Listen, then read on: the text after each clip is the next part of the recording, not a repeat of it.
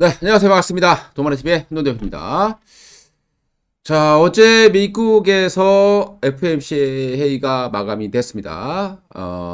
많이 시장은 좀 부담을 좀 가졌던 것 같아요. 그전부터. 하지만 이제 실질적으로 이제 주식은 그렇지 않습니까? 기대감이 현실되면 하락하는 거고, 우려감이 현실되면 악재에 반영이 되는 겁니다. 그래서 미국 증시가 좀 반등하면서 마감을 했고요. 이제 반등을 하긴 했는데 이 파월의 발언이라던가 이 결과가 나온 것 자체가 호재로 보기보다는 여전히 좋지는 않은 그런 상황으로 보시면 되겠습니다. 다만 이제 당분간은 이제 결정이 됐기 때문에 당분간 똑같은 이유가 시장을 계속 억누르지는 않을 것이다라는 어떤 그런 이유로 반등했다라고 보시면 될 것 같고요. 하지만 이 반등세가 또 이어지기도 쉽지는 않은 그런 과정으로 보시면 될 것 같습니다. 근데 왜 그러면 시장이 이렇게 좀 매파적인 결과가 나왔음에도 불구하고 상승을 했느냐라고 보게 되면 시장이 어느 정도까지 예측을 했겠습니까?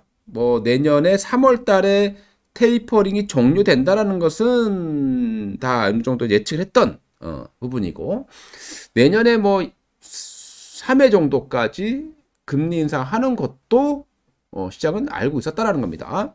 그보다 더 크게 나왔을 때 시장이 이제 하락을 하게 된 거죠. 이제 내년 3월에 금리 인상이냐 6월에 금리 인상이냐에 따라 달라질 텐데요. 3월에 금리 인상하지는 않을 거다라고 말씀을 드려왔었고, 빠르면 6월 정도 생각을 해봐야 될 것 같습니다.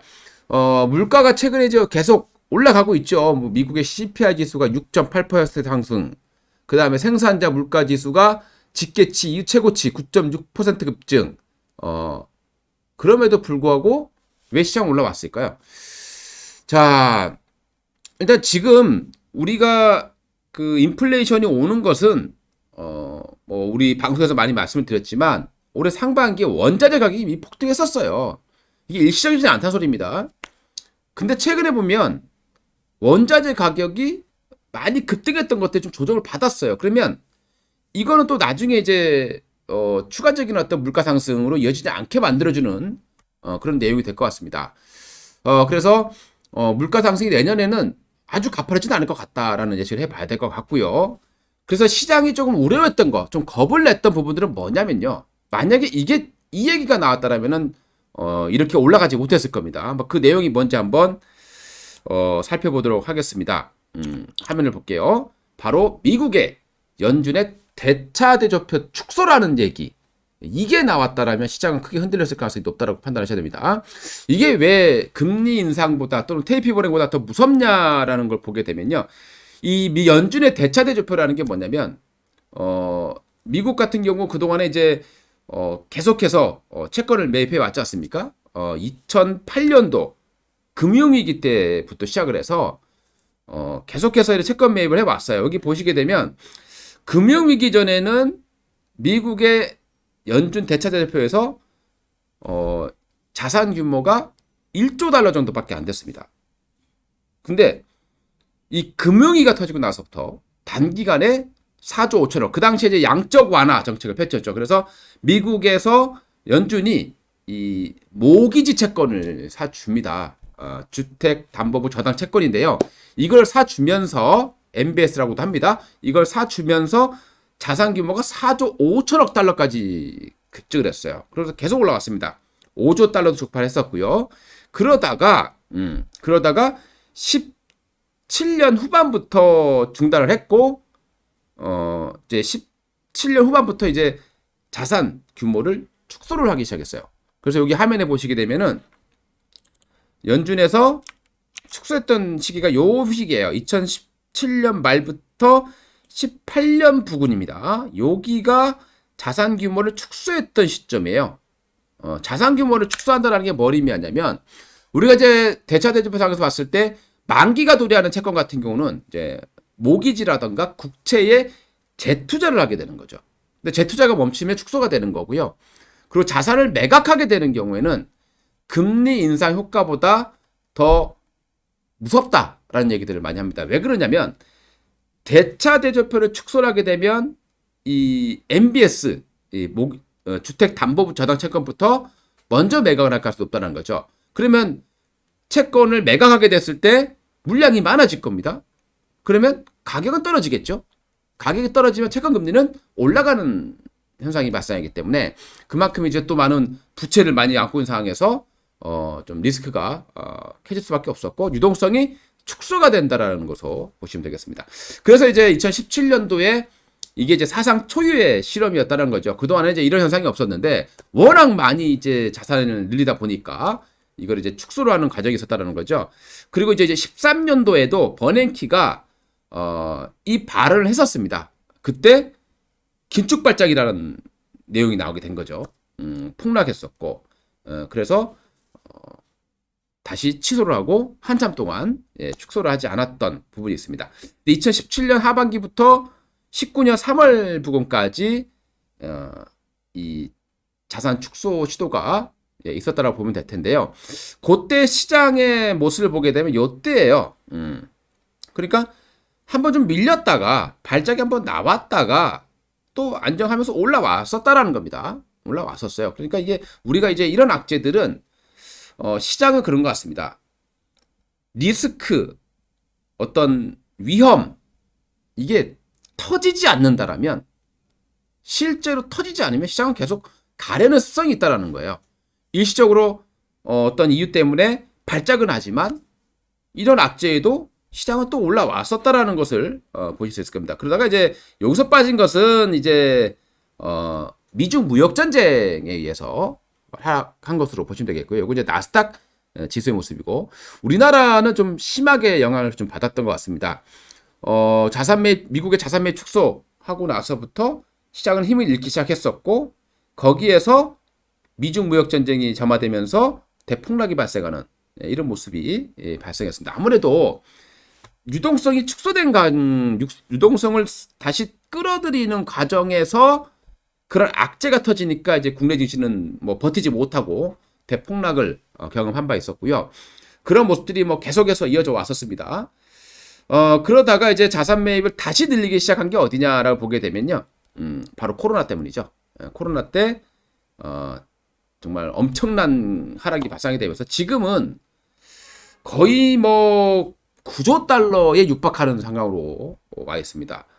불과 13, 14년 만에 거의 9배 정도가 증가한 거죠. 그러니까 여기서 만약에 이렇게 큰 규모에서 축소를 한다고 했다면 시장은 또 긴축 발작이 발생할 수밖에 없었을 겁니다. 하지만 연준의 입장에서는 쉽지 않은 관계죠. 이걸 하려고 그러면 경제가 회복됐다라는 거에 대한 어느 정도 확신을 가지고 있어야 되는데 확신이 없죠. 지금 코로나 때문에 연준도 지금 인플레이션도 제대로 예측을 못했는데요. 일시적이라고 생각했다가 일시적이 아닌 거죠. 그리고 이 코로나로 인해서 예측 자체가 지금 불가능해지는 그런 상황이 된 거죠. 그래서 쉽게 이 축소를 하지를 못할 거다라고 판단을 하고 있는 겁니다. 그리고 연준에서도 거기에 대해서 논의는 하지만 할 거다라는 얘기는 없었다라고 보시면 될 것 같고요. 논의를 한 것 자체가 언제쯤 하면 좋겠느냐. 지금 당장 하지 마. 지금 이 상황에서 겨우 미국 증시, 미국 경제가 살아날 만 하는데 여기서 했다가 나중에 시장한테 호되게 혼날 수 있으니 지금 하지 말자라고 얘기했을 것 같고요. 뭐 그러니까 이 한간의 어떤 예측에서 보게 되면 금리 인상보다 더 빠르게 이걸 먼저 할 것이다라는 예고가 좀 있었는데요. 그래서 좀 시장이 최근에 좀 밀렸던 부분이 있습니다. 근데 쉽지는 않을 거다. 미국 경제가 과거에 보게 되면 우리가 이제 미국이 금리 올리고 이렇게 자산 축소를 할 때는 17년도, 18년도였어요. 그때 금리도 올렸었고 그때 말 그대로 골디락스 장세를 펼치면서 정말 경제가 좋았던 그런 상황이었습니다. 근데 지금은 코로나로 인해서 미국도 사실 어떻게 보면 돈의 힘으로 지금 버티고 있는 것이지 경제가 아주 좋아졌다라고 말하기 좀 쉽지 않은 그런 단계고요. 그래서 요게 나오지 않는다라면 시장은 아주 크게 밀리지는 않을 거다 이렇게 말씀드리고 싶습니다. 하지만 저는 그렇다고 시장이 올라가는 것도 쉽지 않다라고 말씀드리고요. 금리가 올라가면 우리가 과거를 보게 되면 과거에 우리 14년부터 15년, 16년까지 금리 인상 시기 그리고 우리 17년부터 18년, 19년까지의 금리 인상 시기. 예. 요때를 보게 되면 시장이 크게 흔들리지 않았습니다. 제가 항상 말씀을 드리죠. 금리 인상, 뭐가 무섭냐?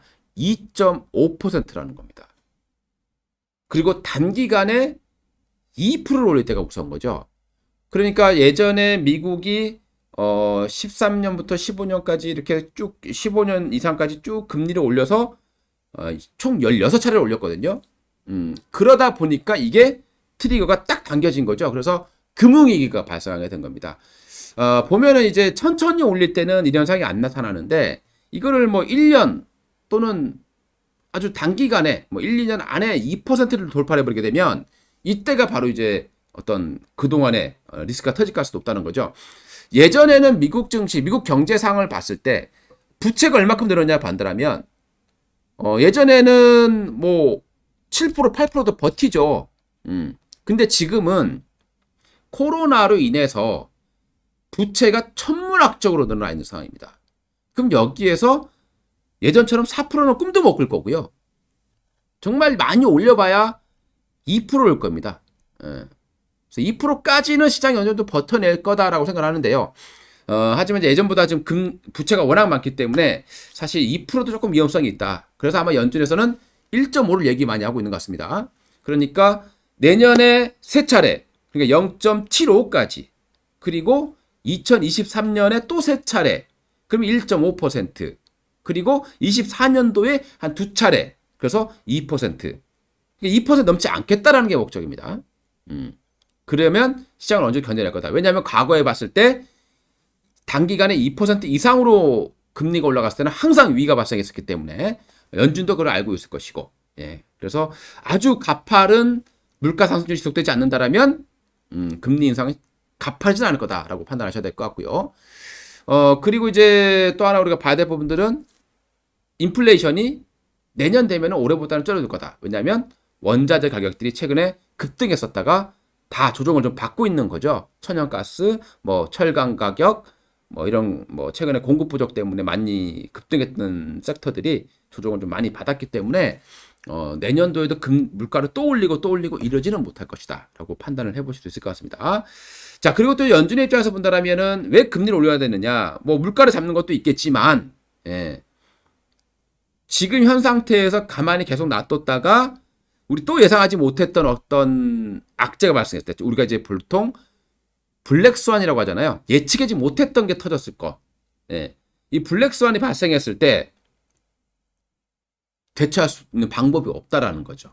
예. 그래서 금리를 좀 올려놔야 나중에 또 어떤 리스크가 발생했을 때 또 금리를 내림으로 인해서 어느 정도 또 시장을 안전시킬 수가 있는데, 예. 그렇지 않으면 그럴 방법이 없어지기 때문에 금리를 좀 올리는 그런 모습도 있을 것 같다라고 보시면 될 것 같습니다. 그리고 2% 이상 금리를 올리게 됐을 때는, 즉 금리가 초과됐을 때는요, 어떤 현상이 발생하겠느냐?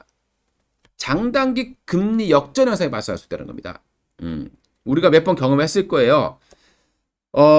지금도 이미 수익률 곡선이 평탄화되어 있다고 얘기를 많이 하죠. 이게 뭐냐면 장기 금리하고 단기 금리, 그러니까 미국에서는 10년물과 2년물, 10년물을 장기, 2년물을 단기, 이렇게 얘기를 많이 하고 판단을 합니다. 근데 최근에 보게 되면 10년물이 1.4대에서 왔다 갔다 하고 있고 2년물이 거의 0.67에서 왔다 갔다 하고 있기 때문에 이 갭차가 많이 줄었죠. 그러다가 나중에 이게 금리를 올리게 되면 단기 금리가 올라가겠죠.